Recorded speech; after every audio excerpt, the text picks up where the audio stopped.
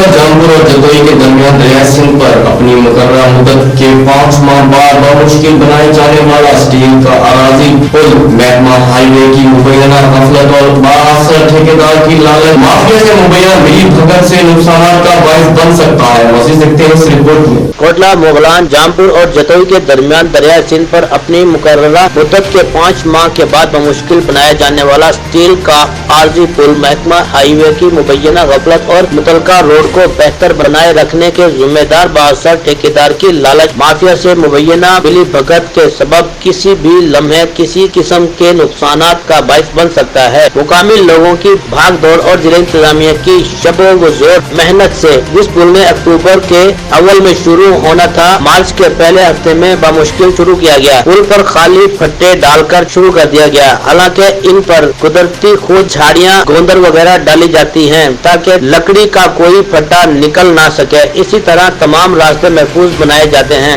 اس پل سے پہلے launch mafia کا راج تھا، وہ من مانے کرائے وصول کرتے تھے۔ پل بن جانے سے ان کا کاروبار ٹھپ پڑ گیا۔ اسی مافیا نے محکمہ ہائی وے اور ٹھیکیداروں کے ساتھ مبینہ طور پر معاملات طے کر رکھے ہیں تاکہ پل ناکام ہو، ان کی لانچیں دوبارہ چل پڑے۔ اس موقع پر ٹھیکیدار عبدالمجید سے موقف مانگا تو انہوں نے موقف دینے سے انکار کر دیا۔ لانچ مالکان مقامی لوگ ہیں، ان سے بگاڑ پیدا نہیں کرنا چاہتے۔ معلوم ہوا کہ اس پل اور روڈ کے لیے محکمہ ہائی وے کی جانب سے 200 افراد کی لگ بھگ عملہ تعینات ہے، مگر ان میں صرف چند لوگ ڈیوٹی پر آتے ہیں۔ مقامی باشندگان نے commissioner Dera Ghazi Khan, deputy commissioner Rajan پور سے اس صورتحال کا فوری نوٹس لینے کا مطالبہ کیا ہے۔